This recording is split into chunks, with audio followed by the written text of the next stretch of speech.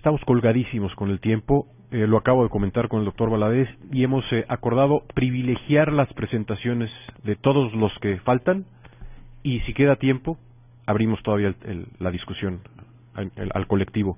En esa línea, tocaría su turno al doctor Miguel Ángel Rodríguez Vázquez. Sí, muchas gracias. Bueno, antes que nada, agradecer al doctor Diego Valadez, al doctor José María Serna, al doctor Fix por la invitación a participar en este evento y preparar las ponencias para Argentina. Dar un saludo a todas y todos los compañeros que estamos participando. Y antes que nada, quisiera hacer una reflexión sobre el tema. Yo me ubico en la mesa que denominaron Estado Constitucional, la cuestión del Estado laico, principios, instituciones. Entonces, la reflexión que hice para escoger el tema fue la siguiente. Si es en honor al doctor Jorge Carpizo, creo que qué mejor tema que escoger la cuestión de laicidad, que él fue un convencido en la defensa de dicho principio. Y en segundo lugar, creo que, bueno, a mí me interesa mucho ese tema porque creo que se está planteando un nuevo contexto con actores viejos, pero hay actores nuevos, hay nuevos enfoques del derecho constitucional basado en principios, etcétera, etcétera. Pero nada más y nada menos que vamos a la tierra que vio nacer al actual Papa. Entonces, la modificación, las reformas constitucionales en México, la presencia del pluralismo, etcétera, etcétera, son todo un conjunto de factores que se conjugan en mi persona para tratar de desarrollar ese tema. Obviamente que pues hay que recurrir a los antecedentes históricos porque, pues no, repito, son actores viejos que han estado presentes en toda la historia de Latinoamérica, pero obviamente hay un contexto nuevo. Entonces, dentro de ese contexto, se vislumbra fácilmente a través de los problemas que se están suscitando actualmente con lo del aborto, con el matrimonio de las personas del mismo sexo, que las ideas subyacentes tienen que ver con cuestiones religiosas. Y simplemente hoy prendí la televisión en la mañana en CNN, ya hay miles de gentes en las calles en Francia, o sea, es posible que en Francia protestando pues por la iniciativa que se envió para el matrimonio de las personas del mismo sexo. Entonces, creo que todo ese conjunto de problemas van a producir tensiones, una polarización social, etcétera, etcétera.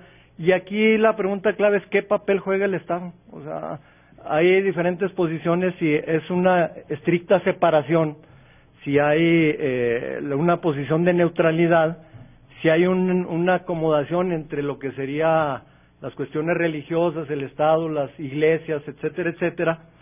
Y yo me canalizaría básicamente para ver cómo se procesaron, cómo se dieron salida a estos conflictos en otras épocas y cómo se están dando actualmente y se van a dar. Va a haber mucho conflicto, va a haber muchos conflictos y obviamente pues canalizarlos por la vía judicial. Entonces estoy haciendo un análisis de las diferentes sentencias de obviamente la Observación General 22 del Comité de Derechos Humanos, etcétera, etcétera, y de las sentencias ya no nada más, incluso de Estados Unidos, caso Barnett, sobre la promesa de lealtad y que se modificó en 1954, etcétera, del test para juzgar los casos, del caso Lemon, etcétera, etcétera. Entonces yo me enfocaría por ese lado y me encuentro ahorita, la verdad no la tengo concluida, le estoy dando forma, más bien ahorita metodológicamente estoy organizándome de cómo recopilar toda esa información y creo que pues viene una época de tensión muy dura porque la Iglesia, sobre todo la Iglesia Católica, como ha perdido terreno en estos temas, creo que viene una reacción muy fuerte, la podemos ver en ciertas provincias, en ciertos estados que son muy conservadores, y viene una reacción muy fuerte, va a tratar de recuperar terreno en lo ideológico, en el aspecto social y en el aspecto político, y creo que la forma de procesar, y por bien de México y en diferentes partes de Latinoamérica, no la circunscribo a México, sería a través de la vía judicial. Entonces sería analizar cómo se ha ido procesando este tipo de problemas en las diferentes cortes constitucionales en México, etcétera, Y aunque la enfoco en Latinoamérica, obviamente no pasó por alto realizar el estudio de las sentencias que se ha emitido en el tribunal en Europa, ver las sentencias que se han emitido allá y tener el estudio completo. Esa sería la intención. Y pues muchas gracias, agradecería mucho sus comentarios. Muy bien, gracias, doctor. Sigue a continuación Pedro Salazar. Muchas gracias. Pues voy a ser muy breve. Mi tema está estrechamente relacionado con el que se acaba de exponer hace algunos minutos. Lo que propongo en esta comunicación es una reflexión de cuáles son los alcances del principio de laicidad, ahora constitucionalizado en el artículo 40 mexicano, como principio de interpretación constitucional. Me parece que el tema es interesante si lo miramos desde la perspectiva comparada, pero sobre todo a la luz, y ahora diré por qué, de la reforma en materia de derechos humanos de 2011 y sus implicaciones desde el punto de vista internacional. Para hacer este documento también tomo en cuenta, y me parece relevante a dónde vamos, con quién vamos y cuál será el contexto de discusión, y me parece que además es interesante tomando en cuenta, lo digo como premisa desde ahora, que así como nuestra Constitución establece en su artículo 40 que el Estado es voluntad del pueblo mexicano, entre otras características, erigirse como una república laica, en contrapartida, en contraste, el artículo 2 de la Constitución argentina dice que el gobierno federal sostiene el culto católico, apostólico y romano. Dejo esto como premisa porque va a ser interesante, es el final, creo, de lo que voy a decir. Lo que me propongo es ver cuál es el contexto, el sentido y el significado de la reforma al artículo 40, interpretarlo a la luz de la reforma, sobre todo el artículo primero constitucional. Esto supone, entre otras cosas, ofrecer y definir en el texto un concepto robusto del término de laicidad y de sus implicaciones, un concepto que va más allá, sostengo y sostendré, de la mera separación institucional entre la esfera pública y religiosa, entre el Estado y las iglesias en plural, sino que implica también y conlleva una agenda axiológica importante. El principio de laicidad tiene una agenda axiológica, va hermanado con una serie de principios y no se limita, creo, con la mera neutralidad estatal. Bueno, entre otras cosas, me parece interesante voltear a ver el nuevo principio del 40 constitucional a la luz de otros artículos de nuestra Constitución, interpretarlo obviamente a la luz del tercero, del 24 y del 130, pero también algo que va a ser, creo que, interesante para la discusión, a la luz de otros derechos que no necesariamente están en principio directamente vinculados con el mismo, pero que tienen una relación con el principio de laicidad, ya sea por implicación o ya sea por tensión. Y acá es donde la cosa me parece que es más fructífera para el análisis académico. Bueno, lo que haré posteriormente será, como en el caso de Argentina, mirar algo al derecho comparado de la región, que dicen las constituciones en comparación con la mexicana, y entrar al terreno de los tratados internacionales. Porque creo que acá se abre una puerta interesante para la reflexión de los alcances de lo que supone la interpretación conforme, lo que supone el principio pro persona, lo que supone... ¿Por qué? Porque los estados que analizaré tienen una formulación constitucional sustantivamente distinta frente al tema y sin embargo son parte de manera simultánea de los mismos tratados internacionales. La pregunta que me haré es ¿cómo se configura una interpretación sobre una misma disposición de un tratado internacional relacionado con derechos en dos ordenamientos constitucionales que frente a este tema tienen principios radicalmente opuestos? Creo que por ahí, se puede abrir una ventana de oportunidad para recuperar algo que ya se decía hace algunos minutos, cuál puede ser el nuevo sentido de la supremacía constitucional. Es decir, en qué sentido la Constitución ha dejado de ser suprema y en qué sentido lo sigue siendo para cuestiones tan definitorias como es, en el caso mexicano, el atributo de la laicidad como parte del Estado. Muchas gracias, Pedro. Sigue a continuación Isidro de los Santos. Muchas gracias. Bien, yo tengo una inquietud académica que voy a presentar en esta comunicación. Algunos compañeros que me han precedido en el uso de la voz han mencionado ciertas cuestiones que quiero tratar en mi comunicación. Hay dos ámbitos paralelos que caminan. Por un lado, en México ha habido una proliferación importante de instituciones constitucionales, de normas constitucionales, un bosque impresionante doctrinal, pero por otro lado vivimos momentos muy importantes de zozobra, y de una amenaza a las instituciones públicas. En ese sentido, quiero hacer un análisis que permita, establecer un diagnóstico y generar una serie de propuestas por las cuales el Estado mexicano no ha sido capaz de consolidar un auténtico, un veraz, un material Estado constitucional. De hecho, le he llamado a la ponencia el Estado postergado, avatares histórico-políticos en la conformación del Estado constitucional de derecho. Aquí se ha hablado, y voy a retomar las cuestiones que Amelia ha comentado, la cuestión de la educación, porque las leyes sin las costumbres son inútiles, decía Tácito. También la profesora Susana dijo una cosa muy interesante, que la Constitución debe tenerse como una especie de religión. Yo recuerdo que el profesor Lucas Verdú en clase nos decía que, citando a Jelinek, que la Constitución era para los norteamericanos una especie de religión civil. En ese sentido, implica todo un conocimiento, ¿verdad?, por parte de la ciudadanía, de los actores políticos, de las normas y de las instituciones públicas. Ahora, es muy interesante que en nuestro país, efectivamente, las costumbres, la idiosincrasia caminan por otro lado de lo establecido institucionalmente, y entonces hay una exigencia metodológica en el análisis sociológico, en el análisis histórico, en el análisis idiosincrático, en el análisis consuetudinario, cuáles han sido esos fallos que a lo largo de nuestra incipiente de la historia no hemos podido consolidar un auténtico Estado de Derecho. Entonces, en esa medida, los profesores que nos dedicamos al cultivo de esta disciplina y que queremos que se afiancen las instituciones, tal parece que en estos momentos, cuando el bosque ha generado una serie de instrumentos con la tecnología, con la globalización, protectores de los derechos humanos, cuando más se ha escrito sobre estos temas, cuando más han proliferado las instituciones y el aspecto normativo, paradójicamente confluye esta situación de zozobra y esta situación de acechanza, de amenaza al Estado de Derecho.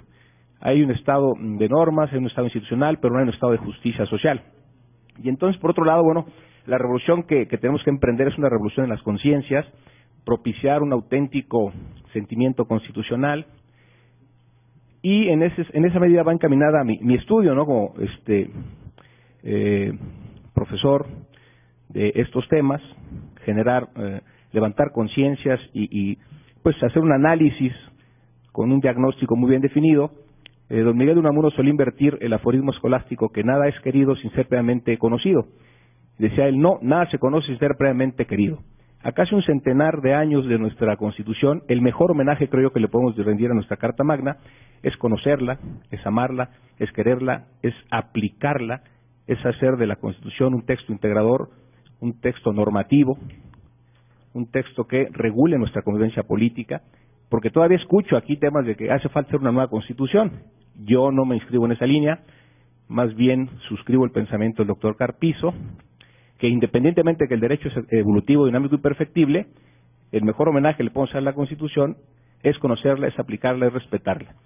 Y 100 años se dicen fácil, pero espero y deseo que sigan otros 100 más.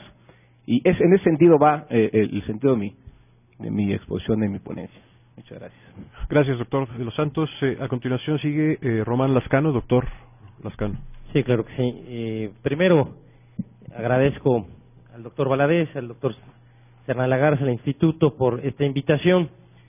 No dicen que tratar de abordar un tema que también va a abordar el coordinador y del proyecto del Instituto, como es el doctor Serna, pues obviamente implica una mayor responsabilidad por el conocimiento que sé que tiene de esta y otras materias.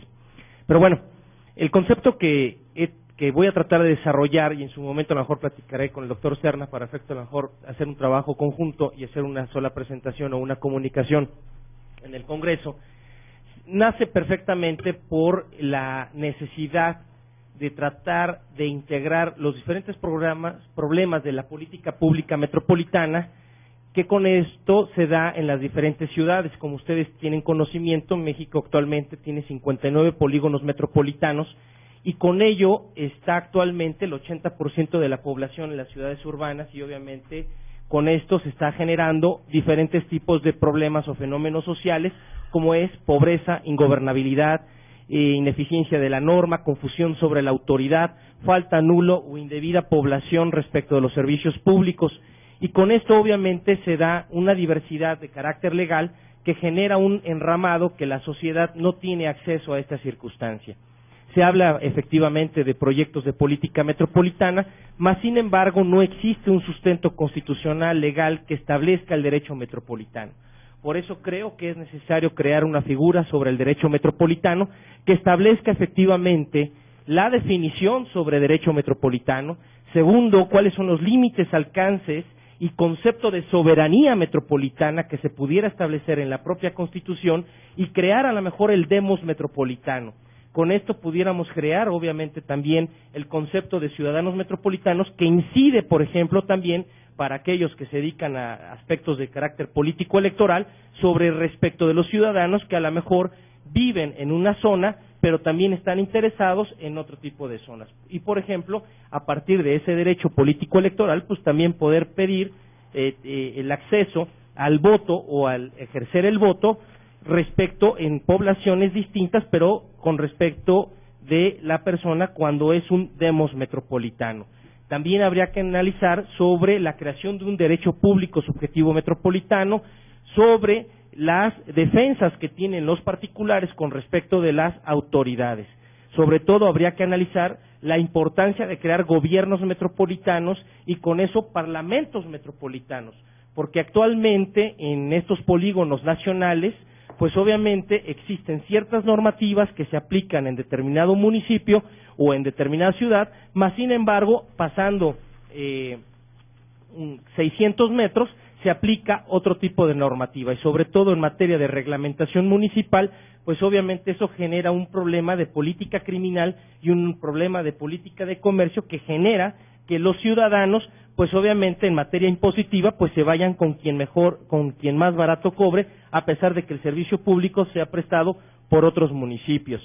También esto habla sobre la necesidad en su momento de crear una concepción clara sobre el derecho metropolitano que nos pudiera ir trasladando respecto de políticas públicas transversales, como es la necesidad de derechos humanos con respecto de la movilidad, el transporte, el derecho urbano, en materia de derechos hidráulicos para efecto de lo que son las cuencas que existen en los diferentes municipios y con ello obviamente integrarnos en una conexión colectiva que permita vivir plenamente en estas ciudades metropolitanas. Es un tema que la verdad implica de diferentes materias y sobre todo es un tema que creo que inicia para efecto de que puedan enriquecerse respecto de estos temas y buscar los derechos metropolitanos de los ciudadanos del siglo XXI, porque con ello obviamente puedan exigir a las autoridades un mejor derecho de vivir en las megalópolis o en las ciudades donde los diferentes tipos de municipios dominantes con respecto de aquellos otros municipios. Es un tema que en lo personal todavía tengo muchas preguntas, muy pocas respuestas, pero estoy seguro que el doctor Serna en ese análisis de derecho comparado que existe con respecto del tema de metropolización o los city managers, pudiéramos encontrar algún tipo de figura que nos permita adecuarla al contexto político nacional y a lo mejor en su momento generar una idea innovadora en el Congreso Nacional que permita situarnos en México respecto al contexto internacional. Gracias, Román. Y bueno, mi ponencia va exactamente en la misma línea de lo que acaba de mencionar Román. Añadiría yo unas cuantas cosas. Bueno, a partir del Congreso Nacional, el de octubre, ¿se acuerdan que hubo una mesa de federalismo? ¿Se acuerdan que invitamos incluso al presidente del Forum of Federations? Y él vino a hablarnos de zonas metropolitanas. Cada vez más en los centros en donde se estudia a los sistemas federales en el mundo, se está dirigiendo la atención al tema de las zonas metropolitanas. Ese fue el caso en el Congreso Nacional, y ahí surgió una especie como de compromiso académico de ir trabajando esos temas aquí en México, en alianza, si puede decirse así, con el Forum of Federations. El tema que pienso desarrollar como problema de base es el del desfase entre la ciudad real y las estructuras jurídicas de gobierno y de organización de las zonas metropolitanas. No hay una correspondencia entre lo que los urbanistas llaman las áreas urbanas funcionales o incluso les llaman ciudades-región, que son enormes, estas enormes extensiones que conforman las megalópolis, y las estructuras político-administrativas para el gobierno y la organización de las mismas. Esto, por supuesto, se traduce, lo sabemos bien, en falta de planeación conjunta, falta de coordinación, ineficacia o ineficiencia de los servicios públicos en la materia que ustedes gusten señalar, desde seguridad pública hasta agua, transporte, equipamiento urbano, asentamientos humanos, ordenación territorial, vivienda, infraestructura. Casi cualquier materia sale mal librada en términos de eficiencia en los grandes asentamientos metropolitanos que tiene ya nuestro país, 59, como menciona Román. Lo que quiero hacer yo en mi contribución es analizar los modelos de gobierno metropolitano que existen. Porque uno revisa la literatura especializada en el tema y hay tres modelos básicos. Cada uno de esos modelos ha estado como de moda, si puede decirse así, en distintas épocas, y detrás de cada uno de esos modelos hay filosofías distintas de gestión pública o de el papel que le corresponde al Estado en la regulación de la vida social. La idea sería analizar esos tres modelos que, para decirlo de manera muy sintética, corresponden a la siguiente idea. Uno es el modelo supramunicipal, otro es el modelo intermunicipal y otro es un modelo que, por ponerle algún nombre para efectos de esta exposición, podríamos llamarle el modelo de flexibilidad.